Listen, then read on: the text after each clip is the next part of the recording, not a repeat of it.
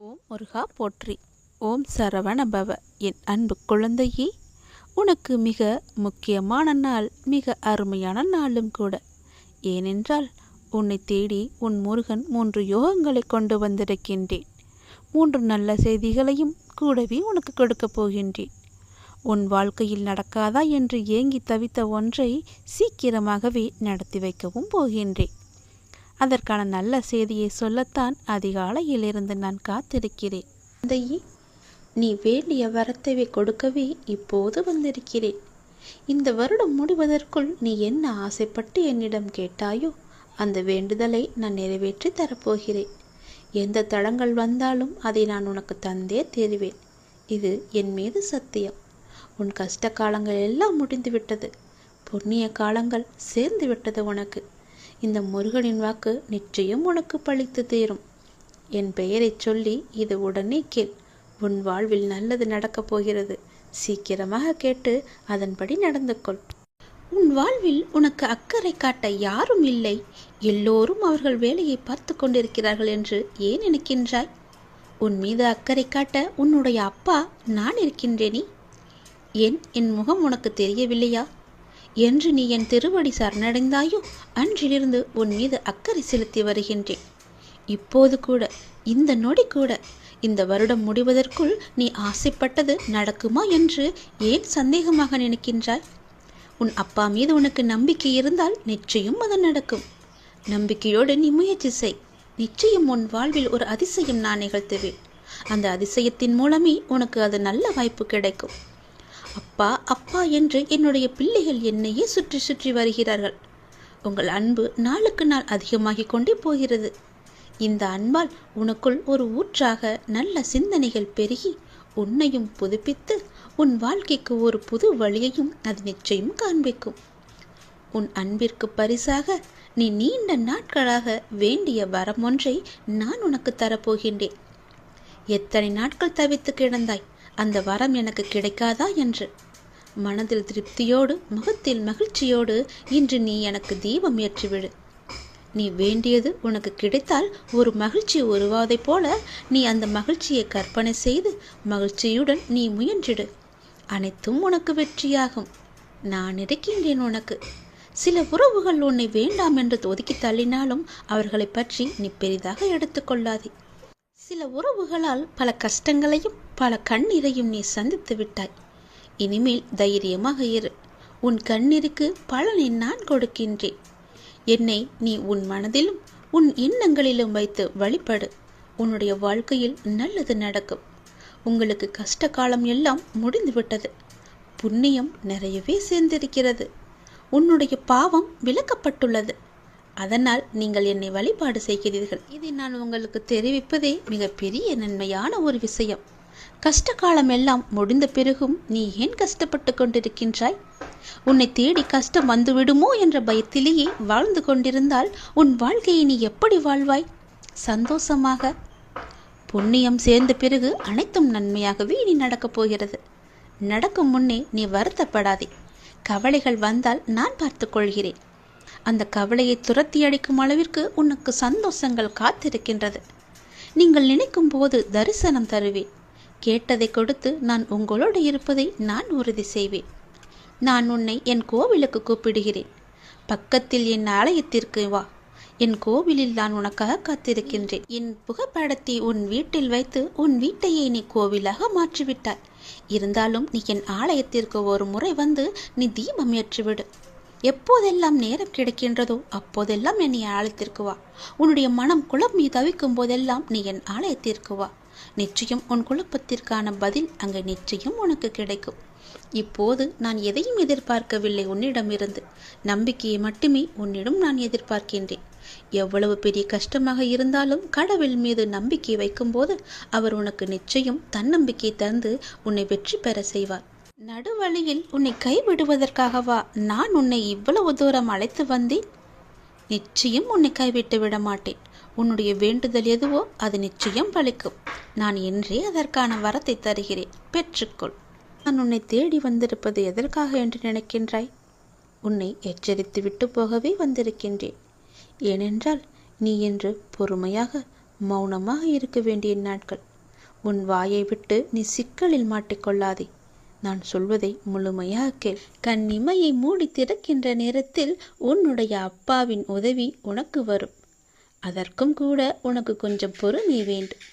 நேற்று உன்னை புரிந்து கொள்ளாதவர்கள் கூட உன்னை புரிந்து கொண்டு தானாக உன்னிடம் வந்து பேசினார்கள், பார்த்தாயா? நீ என்னிடம் பிரார்த்திக்கும் போது எது வேண்டும் என்று கேட்கவில்லை. நானாக உன் மனதை புரிந்து உனக்கு தேவையானதை நான் நடக்கச் செய்தேன்.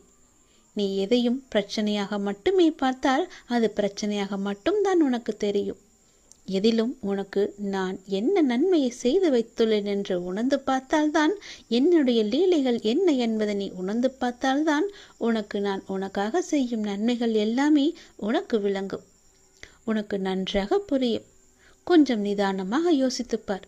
உன்னோடு நான் இருக்கின்றேனா இல்லையா என்று யோசித்துப்பார். உன்னை நீயே கேட்டுப்பார்.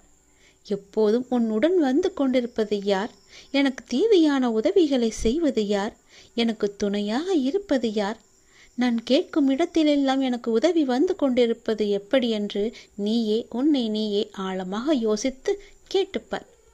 தைரியமாக இரு. உன்னையே நம்பினேன், நம்புகிறேன், இனியும் நம்புவேன். எவ்வளவு துன்பம் வந்தாலும் உன்னை நான் மறக்க மாட்டேன் என்று நீ எப்போது எந்த நொடி நினைத்தாயோ, இன்னும் எவ்வளவு துன்பம் கொடுத்தாலும் தாங்கிக் கொள்வேன் என்று எண்ணினாயோ, ஏனென்றால் அப்போதே நான் உனக்குள்ளே வந்துவிட்டேன். உனக்கு தேவையான எல்லாவற்றையுமே செய்த ஆரம்பித்து விட்டேன். உன்னை வணங்கும் எனக்கு வலிமை உண்டாகவிட்டும் என்று நீ நம்பி என்னை பிரார்த்தித்து கொண்டிருந்தாய் அல்லவா? எதையும் தாங்கும் சக்தியை நான் உனக்கு கொடுத்திருக்கின்றேன். நம்பு, என்னை முழுவதுமாகவே நம்பு. நான் உன் கூடவே இருப்பேன். எப்பொழுதும் எந்த ரூபத்திலும் நான் உன்னை வந்து காத்து கொண்டே இருப்பேன். உனக்குள் அச்சமும் குழப்பமும் அதிகரித்து வருகிறது. உன்னுடைய கேள்விகளுக்கெல்லாம் விடை கிடைக்காமல் அது நீண்டு கொண்டிருக்கிறது. ஆனால் இந்த நாட்கள் நீ மௌனமாக இருக்க வேண்டிய நாட்கள். யாரிடமும் வம்பு வந்தாலும் நீ அதை தவிர்த்து மௌனமாக செல்ல வேண்டிய நாட்கள். உனக்கு கிடைக்க வேண்டிய எல்லா பதில்களும் நியாயங்களும் சில தினங்களில் உனக்கு கிடைக்கும். அதுவரை நீ கொஞ்சம் பொறுமையாகத்தான் இருக்க வேண்டும். அவசரப்பட்டு வாயை விட்டு விடாதே. என்னுடைய நாமத்தை நீ ஜெபம் செய்து வா. நல்லது நடக்கும். அது மேற்கொண்டு எந்த சிக்கலும் ஏற்படாமல் அது உன்னை காக்கும். உன்னை எப்போதும் என்னுடைய நாமமே இறுதி வரை காத்து நிற்கும். உன்னுடைய வெற்றியோ தோல்வியோ எந்த நேரத்திலும் என்னுடைய நாமம் உன் அருகிலேயே இருக்கும்போது எதுவும் உன்னை செய்யாத அளவுக்கு நான் பார்த்து கொள்கிறேன். துணிந்து இறங்கு. எல்லாமே நல்லதே நடக்கும். இனியும் எந்த பயமும் உனக்கு வேண்டாம். நல்லது நடக்க நான் துணை இருக்கிறேன். எல்லாமே முடிவுக்கு வரப்போகின்றது. எப்படி சரியாக போகிறது என்று மலைக்கும் விஷயங்கள் எல்லாம் ஒன்றும் இல்லை என்னும் அளவிற்கு மாயமாக மறைந்து போக போகின்றது. நீ கவலையை கொள்ளாதே. இந்த நிலை எல்லாம் கூடிய விரைவாகவே மாறப்போகின்றது. எப்படி வேண்டுமானாலும் வாழலாம் என்பது வாழ்க்கை கிடையாது. இப்படிதான் நீ வாழ வேண்டும் என்று வாழ்வதற்கு பெயர்தான் உன்னுடைய வாழ்க்கை. வாழ்வில் நீ வெற்றி பெற வேண்டுமானால் பயனில்லாதவற்றையெல்லாம் பேசி பொழுதை வீணாக்காதே. பயனுள்ளதை பேசு. மௌனமாக இருக்க நீ பழகிக்கொள். தேவையில்லாத விஷயங்களெல்லாம் உன்னை நீ நுழைத்துக் கொள்ளாதே. வாழ்வில் எவ்வளவு முன்னேற நினைக்கின்றமோ அந்த அளவிற்கு பல அர்த்தமற்ற பேச்சுக்களை நீ சகித்து கொண்டுதான் ஆக வேண்டும். வாழ்க்கையில் நீ மகிழ்ச்சியாக இருக்க என்ன செய்ய வேண்டும் என்று யோசிக்க வேண்டுமே தவிர அடுத்தவர்கள் என்ன செய்கிறார்கள் என்று நீ பார்க்கக்கூடாது. என் வார்த்தைகள் உனக்கு பிடிக்கும் என்று நம்புகிறேன். என் வார்த்தைகள் மீது உனக்கு நம்பிக்கை இருக்கும் என்று நம்புகிறேன். என் வார்த்தைகளை நீ செவி கொடுத்து கேட்பாய் என்று நம்புகிறேன். என்னுடைய வார்த்தைகளை நீ செயல்படுத்துவாய் என்று நம்புகிறேன். அந்த நம்பிக்கையில்தான் நான் உனக்கு அவ்வப்போது தினம் தினம் எல்லாவற்றையுமே சொல்லிக் கொண்டிருக்கின்றேன். என் வார்த்தைகள் மீது நீ நம்பிக்கை வைத்து செயல்பட்டுப்பார். கவலைப்படவே மாட்டாய். நான் இருக்கின்றேன் உன்னோடு. எங்கும் எப்போதுமே உன் அப்பா நான் இருக்கின்றேன். உனக்கான இலக்கு எது என்று நிர்ணயித்து விட்டேன். அந்த இலக்கை நோக்கி நீ பயணிக்க வேண்டிய தூரம் சற்று தூரமே. நீ அதை சென்று அடையப் போகின்றாய். உன் இலக்கு உன் கைக்கு கிடைக்கப் போகின்றது. நிமிடத்திற்கு நிமிடம் நின்று விடாமல் மாறிக்கொண்டே இருக்கும் எதையும் மனத்திற்குள் பிடித்து நீ வைக்க முற்பட வேண்டாம். இருக்கும் வரை மகிழ்ச்சியோடு இரு. இல்லை என்று ஆன பிறகு நிம்மதியோடு இரு. அது எனக்கு இல்லையே என்ற எண்ணத்தை நீ விட்டுவிடு. இன்று இல்லாவிட்டால் நாளை என்ற எண்ணத்தோடு நீ பழகிப்பார். சென்று பார். உன் வாழ்க்கை சந்தோஷமாக இருக்கும். உன் வீட்டில் மங்களகரமான நிகழ்வுகள் எல்லாம் நடக்க பெறும் நேரம் வந்துவிட்டது. நீ முயற்சி செய், வெற்றி கிடைக்கும். இந்த அப்பாவின் ஆசையோடு நீ கேட்டது கிடைக்கும். நீ நினைத்தது நடக்கும்.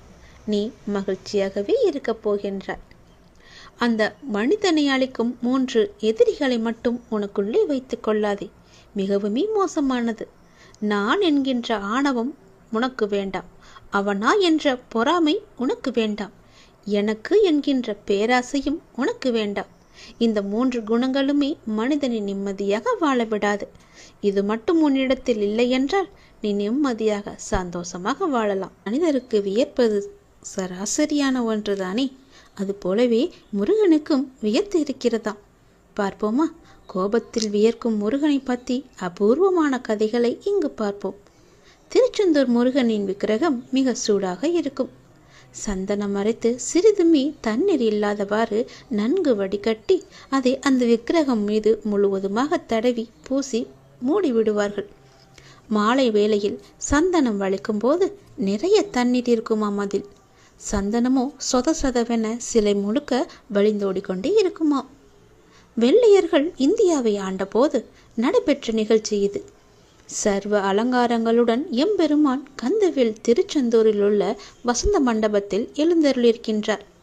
அப்போது, அதாவது 1803ஆம் ஆண்டு, திருநெல்வேலி மாவட்ட கலெக்டராக இருந்தவர் திருச்செந்தூர் வந்திருக்கின்றார். முருகனுக்கு நடைபெறும் வழிபாடுகளை கண்டார். இறைவனுக்கு அளிக்கப்படும் சோடச உபச்சாரம் எனப்படும் 16 வகை உபச்சாரங்களுள் விசிறி வீசுதலும் ஒன்று. சுப்பிரமணிய சுவாமிக்கு அர்ச்சகர் வெள்ளி இல்லான விசிறியை வீசுவதை கண்டார் அந்த கலெக்டர். அங்கு இருந்த பக்தர்களிடம் இது கேட்டு விசாரித்தார். உங்கள் கடவுளுக்கு வியர்க்குமோ? விசிறியை வைத்து விசிறுகிறீர்களே என்று கேலியும் செய்தார். அர்ச்சகருக்கு என்ன சொல்வது என்று தெரியவில்லை. துணிவை வரவழைத்து கொண்டு, ஆம், எங்கள் சண்முகன் முருகனுக்கு நிச்சயம் வியர்க்கும் என்று கூறி முருகன் அணிந்திருந்த மாலையையும் கவசத்தையும் அகற்றி காண்பித்தார். முருகனின் திருமேனியில் திட்டு திட்டாக வியர்வை துளிகள் அரும்பி இருந்ததைக் கண்டு வியந்து போனார் அந்த கலெக்டர். வீடு திரும்பிய கலெக்டருக்கு அதிர்ச்சி காத்திருந்தது. மனைவியின் வடிவில். ஆம், அவருடைய மனைவி திடீரென கடுமையான வயிற்று வலியினால் துடித்து கொண்டிருந்தார். சூளை நோய் என்பார்கள். இந்த நோய் கண்டவர்களுக்கு நெருப்பு கங்குகளை விழுங்கியதைப் போல வயிறு வலிக்குமாம். முருகனின் வழிபாட்டை ஏளனம் செய்ததே இதற்கு காரணம் என்பதை கண்டறிந்தார், உணர்ந்து கொண்டார் கலெக்டர். உடனே என்ன செய்வதென்று தெரியாமல் தனக்கு கீழே பணியாற்றி கொண்டிருந்த கடவுள் நம்பிக்கை மிகுந்த முருக பக்தர் ஒருவரிடம் நடந்ததை கூறி, என்ன செய்தால் உங்கள் முருகனின் கோபம் தணியும் என்று கேட்டார். அவர் கூறிய உபாயத்தின்படி உடனே திருச்செந்தூர் ஓடோடி சென்று, முருகப்பெருமானே, என்னை மன்னித்து என் மனைவியை காப்பாற்று. அவள் படும் துயரை கண்டு என்னால் சகிக்க முடியவில்லை. உன் ஆலயத்திற்கு தேவையான பொருட்களை நான் என் சொந்த செலவில் வாங்கி தருகிறேன் என்று மனமுருக வேண்டிக் கொள்ள, எங்கும் நிறைந்திருக்கும் பரபிரம்மம் முருகப்பெருமானின் தனி பெருங்கருணையினால் கலெக்டரின் மனைவிக்கு இருந்த வயிற்று வலி அதிசயத்தக்க வகையில் உடனடியாகவே நீங்கியதாம். இப்போது அந்த கலெக்டருக்கு முருகனின் மீது அபூர்வ பக்தி ஏற்பட்டுவிட்டது. முருகப்பெருமானின் கருணை எண்ணி வியந்த கலெக்டர் சொன்னபடியே வெள்ளி பாத்திரங்களை கோவிலுக்கு காணிக்கையாக கொடுத்தார். அவற்றில் அவருடைய பெயரையும் முத்திரை பெற்றிருந்தது. அவர் கொடுத்த வெள்ளி குடம் இன்றுமே உபயோகிக்கப்பட்டு வருகிறது. அதர் கலெக்டர் என்ற முத்திரையை இப்போதும் நீங்கள் பார்க்கலாம். திருச்செந்தூர் முருகனின் அருளை நாம் எல்லோருமே பெற வேண்டுமென்றால் ஒரு முறையாவது அந்த கோவிலுக்கு சென்று வந்தால்தான் உங்களுக்கு தெரியும் அதன் அபூர்வமும் சக்தியும் எவ்வளவு மகிமை வாய்ந்தது என்று. இதை நீங்கள் பார்க்கும்போதே, உன் கண்கூடாக பார்க்கும்போதே திருச்செந்தூர் முருகனின் அருள் உங்களுக்கு நிச்சயம் கிடைக்கும். நல்லது நடக்கும். நான் உன் பிள்ளைகளை பற்றி உன்னிடம் மிக முக்கியமான விஷயத்தை பற்றி சொல்ல வந்திருக்கிறேன். நீ என்னை அலட்சியப்படுத்தி போய்விட்டாயென்றால் நான் உன்னை தெரிந்தும் தெரியாத மாதிரி போய்விடுவேன். நீ புரிந்தும் புரியாத மாதிரி போவதால் நான் இதை செய்ய வேண்டிய கட்டாயத்தில் இருக்கின்றேன். நான் சொல்வதை கேள். உண்மையில் உன் வாழ்க்கையும் உன் பிள்ளையின் வாழ்க்கையும் நன்றாகவே இருக்கும். நான் அதற்கு துணையும் இருப்பேன். இது என்னுடைய வாக்கு. புரிந்தும் புரியாத மாதிரி இருப்பவர்களிடம் நீங்கள் தெரிந்தும் தெரியாத மாதிரி இருக்க பழகிக் கொள்ளுங்கள். இல்லையென்றால் நான் உங்களுக்கு கற்றுத்தருகிறேன். கலங்காதே, எதற்குமே கலங்காதே. உனக்கான நல்ல நேரங்கள் தொலைவில் இல்லை. அது உன்னை தேடி வந்து கொண்டிருக்கின்றது. பிள்ளைகளின் நலம் விரைவாகவே சரியாகும். உன் பிள்ளைகளை பற்றி நீ பயப்படாதே. நான் இருக்கின்றேன். நான் கம்பீரமாக உனது மனதிலும் உனது இல்லத்திலும் அமர்ந்து கொண்டு இருக்கின்றேன். ஏன் அது உனக்கு தெரியவில்லையா? மனதில் இனி என்னை நினைத்தாலே போதும். தினமும் என்னை பூஜித்தால்தான் உன்னை நான் நினைப்பேன் என்பது கிடையாது. யோசித்துப்பார். உனக்கு எந்த வகையிலெல்லாம் உனக்கு உதவி செய்திருக்கிறேன், எப்போது எல்லாம் காட்சி தந்திருக்கிறேன் என்று. இதுவரை உன் வாழ்க்கையை சரியாக வழி நடத்தி கொண்டு செல்பவன் யார் என்று நினைத்து கொண்டிருக்கின்றாய்? உன்னுடைய அப்பா நான் தானே. நீ இன்று இருப்பதை விட இதற்கு முன்பு பல வேதனைகள், மனக்கசப்புகள், உறவுகளுடன் பூசல்கள், ஆசையாய் வாங்கியது, கைவிட்டு போனது, நிம்மதியை இழந்தாய். ஏன் தினசரி வாழ்க்கை நடத்துவதற்கு கூட நீ பட்ட கஷ்டங்கள் என போதும் அப்பா என்று சொல்லும் அளவிற்கு உன் வாழ்க்கை அழுது புலம்பின் அளவுக்கு இருந்ததல்லவா? அதை நீ மறந்து விட்டாயா? அனைத்தும் எனக்கு தெரியும். அனைத்தையும் அறிந்தவன் நான். அனைத்தும் நன்மைக்கே என்று நீ எடுத்துக்கொண்டு ஒவ்வொரு நாளையும் நீ கடந்து வந்திருக்கின்றாய். அப்படி இருக்கும்போது எப்படி நான் உன்னை கைவிடுவேன்? பல நன்மைகள் உனக்காக நான் வைத்திருக்கின்றேன். நீ தினமும் என்னை பூஜித்து கொண்டிருக்கின்றாய். நான் உன்னிடத்தில் எப்படி வந்து சேர்ந்தேன் என்று உனக்கு தெரியுமா? எந்த வகையில் உன்னிடம் வந்து நான் அறிமுகமானேன் என்று ஒரு நிமிடம் பின்னால் திரும்பி யோசித்துப்பார். நீ எனது பொக்கிஷம். யார் மூலமாக உன் வீட்டிற்குள் வந்தேன், உன் மனத்திற்குள் கம்பீரமாக வந்து உட்கார்ந்தேன் என்று யோசித்துப்பார். நீங்கள் அனைவரும் எனதுடைய குழந்தைகள். எனது அனுமதியின்றி எவருமே உன்னை தொட முடியாது. அந்த அளவுக்கு உன் பாதுகாப்பு வளையத்தை நான் பெரிதுபடுத்தி வைத்திருக்கிறேன். இனி நீ நினைத்த வாழ்க்கையே உனக்கு கிடைக்கப் போகிறது. என்னுடைய வாக்கு என்றுமே பொய்யாகாது என்பதை நீ உணர்ந்து கொள்ளும் நேரம் வந்துவிட்டது. உன்னை சுற்றியுள்ள உறவுகள் எல்லாம் உன்னை பற்றி பெருமையாக பேசப் போகிறார்கள். உன்னை பாராட்டப் போகிறார்கள். உன் பிள்ளையின் நலன்கள் எல்லாம் சரியாகி நன்றாக படித்து நல்ல நிலைமைக்கு வரப்போகின்றார்கள். பொறுமையாக இரு. நான் எனது அதிசயத்தை நிகழ்த்தப் போகின்றேன். உன்னுடைய குடும்பத்தை வழிநடத்தப் போகின்றேன். உன்னுடைய அப்பாவாக நான் இருக்கின்றேன். உன்னை கெடுக்க பலர் இருந்தாலும் அதே இடத்தில் உனக்காக ஒருவனை துணைக்கு வந்து நிறுத்துவேன். எனது தீவிர பக்தனை ஒருபோதும் நான் கைவிட்டு விட மாட்டேன். எந்த ரூபத்தில் வந்தாலும் நான் உன்னை நிச்சயம் காப்பேன். நல்லது நடக்கும்.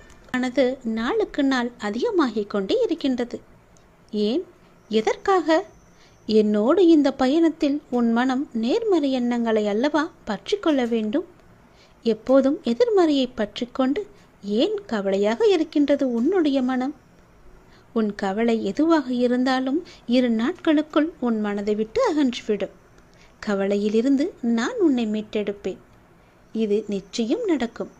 நீ என்னை உன் அண்ணனாகவோ தந்தையாகவோ நல்ல தோழனாகவோ என பல உறவுகளாக நினைக்கின்றாய். உன் முன் ஜென்மத்தில் நீ என் மீது கொண்டிருந்த பாசமும் பக்தியும் தான் உன்னை எப்போதும் உறவாய் நினைக்க வைக்கின்றது. நீ எந்த உறவாக என்னை நினைத்தாலும் அந்த உறவாக நான் உனக்கு தேவையானவற்றை செய்து தரப்போகின்றேன். ஆனால் அதே நேரம் அந்த உறவுக்கென்று உள்ள கண்டிப்பும் நான் செய்வேன். அண்ணனாகவோ அப்பாவாகவோ உன்னை வழி நடத்தி செல்வேன். உனக்கு நெருப்பு வளையமாக நான் உன்னை பாதுகாத்து கொண்டு உன் அருகில் இருக்கின்றேன். சில நேரம் அந்த நெருப்பின் வெம்மை உன்னை கடும் சுழலால் காக்கும். அது உன்னை தாக்காது. சுடுகிறதே என்று தாண்டி வெளியில் சென்று விடாதே. நெருப்பினால் உள்ளே வர முடியாத ஆபத்துக்கள் நீ வெளியே சென்றால் உன்னை வந்து தாக்கிவிடும். எனவே சில துன்பங்களை சில காலம் நீ பொறுத்திரு. உனக்கு குளிர்ச்சியை நான் தருகிறேன். உன் உள்ளம் குளிரும் நல்ல செய்தியையும் நான் தருகின்றேன். ஏன் வாழ்கின்றோம்? இந்த வாழ்க்கையே வேண்டாம் என்று எதிர்மறை எண்ணங்களோடு முடிவெடுக்காதே. இந்த வாழ்க்கை என்ற புத்தகத்தில் பல சுவாரஸ்யமான பக்கங்களை நான் வைத்திருக்கின்றேன். பின்னால் போய் பார்த்தால்தான் தெரியும். நீ இன்னும் அந்த பக்கத்திற்கு வரவே இல்லை. அதை நீ திருப்பி பார்க்கவே இல்லை. அதற்குள் ஏன் அவசரப்படுகிறாய்? அங்கு எத்தனை மகிழ்ச்சியான தருணங்கள், சந்தோஷங்கள் எல்லாம் அங்கு அடங்கியிருக்கின்றன தெரியுவா? அதை நீ திருப்பி பார்த்தால்தானே தெரியும். அதற்குள் அவசரப்பட்டு எனக்கு இந்த புத்தகமே வேண்டாம் என்று தூக்கி தூர போட்டால் எப்படி? அது உன் வாழ்க்கைக்கு நல்லதா? கொஞ்சம் பொறு. பல மகிழ்ச்சியான தருணங்கள் அதை நான் வைத்திருக்கின்றேன். என் மீது முழு நம்பிக்கை வை. உன் நம்பிக்கையை நான் நிறைவேற்றி காமிக்கின்றேன். உடனே இதை நீ எந்த நொடி கேட்கின்றாயோ அப்போதே ஓம் என பதிவிட்டு விடு. அந்த ஓம் என்ற ஓங்கார ஒளியில் உன்னுடைய வாழ்க்கையை நான் ஒளித்து வைத்திருக்கின்றேன். நீ எப்போது ஓம் என்று பதிவிடுகின்றாயோ, ஓம் என்று சொல்கின்றாயோ, அப்போதே உன் வாழ்க்கையின் முழு அர்த்தத்தை உனக்கு கொடுத்து மகிழ்ச்சியான வாழ்க்கையை நிலைத்து நிற்கும்படி நான் செய்து காமிக்கின்றேன். இன்னும் இரண்டே நாட்களில் உன்னுடைய கவலை எல்லாமே தீர்ந்துவிடும். நான் உன் மனதை விட்டு எங்கும் போக மாட்டேன். கவலையிலிருந்து உன்னை நான் மீட்டெடுத்து உன் நல்ல வாழ்க்கைக்கு உன்னை அழைத்துச் செல்வேன். இது நிச்சயம் நடக்கும். இது என் மீது சத்தியம்.